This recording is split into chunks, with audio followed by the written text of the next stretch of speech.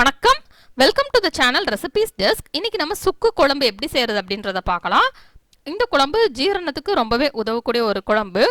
குழந்தைகளுக்குலாம் இந்த மாதிரி நம்ம செஞ்சு கொடுத்தோம் அப்படின்னா எந்த டைஜஷன் பிரச்சனையுமே வராது. இந்த குழம்பு சாதம், இட்லி, தோசையோட வச்சு சாப்பிட்றதுக்கு ரொம்ப நல்லாயிருக்கும். இந்த டேஸ்ட்டும் நல்லாயிருக்கும். இது ரொம்ப ஹெல்த்தியான ஒரு குழம்பும் கூட.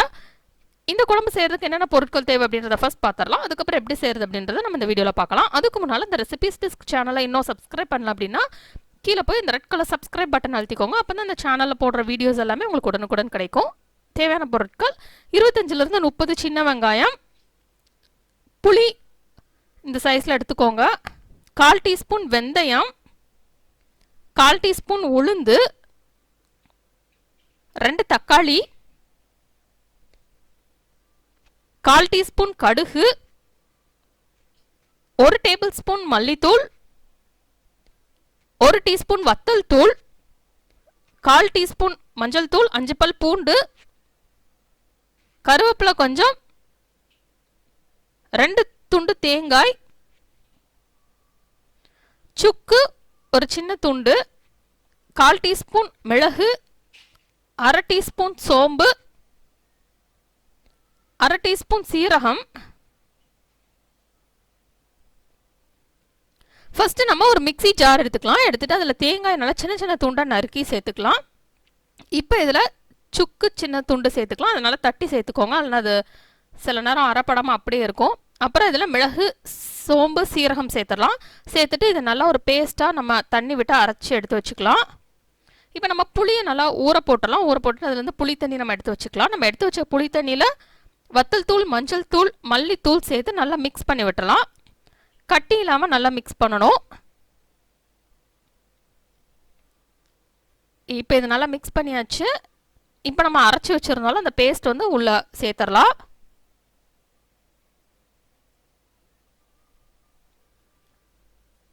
இப்போ இந்த பேஸ்ட்டை சேர்த்து நம்ம இதை மிக்ஸ் பண்ணி விட்டுறலாம்.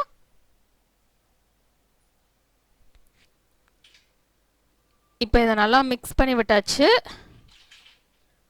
இப்போ நம்ம இதை அப்படியே வச்சிடலாம். இப்போ நம்ம குழம்பு செய்ய ஸ்டார்ட் பண்ணிடலாம். ஒரு கடாய் எடுத்துக்கலாம். எடுத்துகிட்டு அதில்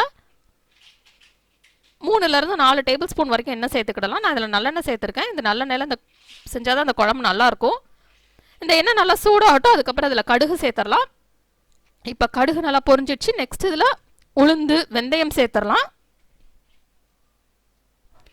உளுந்து, வெந்தயம் பொரிஞ்சிடட்டும். அதுக்கப்புறம் இதில்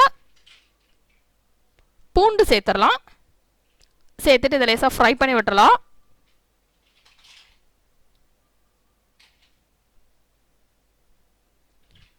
இப்போ இதை ஃப்ரை பண்ணியாச்சு. நெக்ஸ்ட் இதில் கருவேப்பிலை சேர்த்துடலாம். சேர்த்துட்டு அதையும் லேசாக ஃப்ரை பண்ணி விட்டுறலாம். இப்போ இதுவும் ஃப்ரை ஆயிடுச்சு. நெக்ஸ்ட் இதில் நம்ம சின்ன சின்ன துண்டா நறுக்கி வச்சிருக்கிற வெங்காயம் சேர்த்துடலாம். சேர்த்துட்டு இதை நல்லா ஃப்ரை பண்ணிக்கலாம். வெங்காயம் நல்லா பொன்னிறமாக ஃப்ரை ஆகட்டும். அப்பப்போ நம்ம மிக்ஸ் பண்ணி விட்டுட்டே இருக்கலாம். அப்போ தான் அடிபிடிக்காமல் இருக்கும்.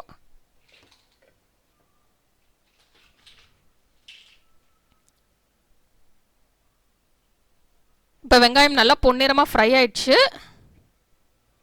நெக்ஸ்ட் இதெல்லாம் நம்ம தக்காளியை வந்து மிக்சியில் போட்டு அரைச்சி நம்ம அதை உள்ளே சேர்த்துக்கலாம்.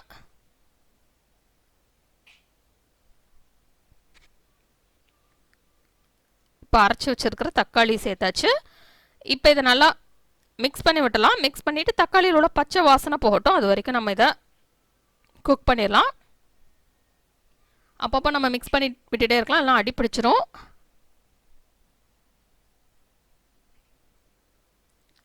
இப்போ இதில் நம்ம டிஷ்ஷுக்கு தேவையான அளவு உப்பு சேர்த்துடலாம். உப்பு சேர்த்துட்டோம் அப்படின்னா தக்காளி வந்து சீக்கிரமாக ஃப்ரை ஆகிடும்.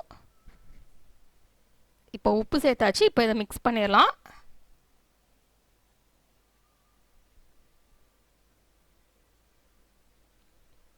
இப்போ தக்காளி நல்லா ஃப்ரை ஆயிடுச்சு. நல்லா கலர் சேஞ்ச் ஆகணும். அப்படினாலே தக்காளி ஃப்ரை ஆயிடுச்சுன்னு அர்த்தம்.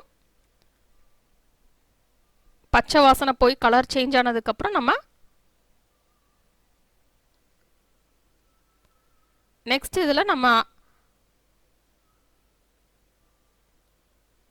ஒரு கலவை வச்சுருந்தாலும் புளி தண்ணியும் நம்ம அரைச்சி வச்சுருக்கோம். அதை நம்ம வந்து அப்படியே உள்ள ஊற்றிடலாம். ஊற்றிட்டு இப்போ இதை நல்லா மிக்ஸ் பண்ணி விட்டலாம். மிக்ஸ் பண்ணிவிட்டு நம்ம இப்போ இதை கொதிக்க விட போகிறோம். இப்போ மிக்ஸ் பண்ணியாச்சு. இப்போ இது நல்லா கொதிக்கட்டும். நல்லா ஹை ஃப்ளேமில் வச்சு கொதிக்க விட்டலாம்.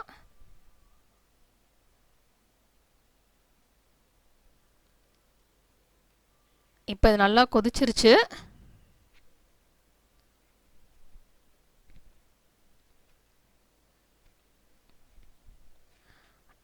இது நல்லா கொதிச்சதுக்கப்புறம் நம்ம இதை ஸ்டவ் ஆஃப் பண்ணிடலாம். நமக்கு சுவையான சுக்கு குழம்பு ரெடி ஆயிடுச்சு. இதை நம்ம சாதம், இட்லி, தோசையோட வச்சு சாப்பிட்லாம். இந்த டேஸ்ட் ரொம்ப நல்லாயிருக்கும். இது ரொம்ப ஹெல்த்தியும் கூட. இந்த ரெசிபியை நீங்கள் ட்ரை பண்ணி பாருங்கள். இந்த ரெசிபி உங்களுக்கு பிடிச்சிருந்தனா லைக் பட்டன் கிளிக் பண்ணுங்கள். உங்கள் ஃப்ரெண்ட்ஸோட இந்த ரெசிபியை ஷேர் பண்ணுங்கள். மறக்காமல் இந்த சேனலுக்கு சப்ஸ்கிரைப் பண்ணுங்கள். இந்த சேனலில் போடுற சமையல் வீடியோ நோட்டிஃபிகேஷன்ஸ் உங்களுக்கு உடனுக்குடன் வேணும் அப்படின்னா சப்ஸ்கிரைப் பண்ணிவிட்டு பக்கத்தில் இருக்கிற இந்த பெல் ஐக்கானை மறக்காமல் கிளிக் பண்ணுங்கள். இந்த ரெசிபியை பார்த்ததுக்கு ரொம்ப நன்றி. தொடர்ந்து சேனலோட இணைந்திருங்கள் புதிய ரெசிபிகளுக்காக.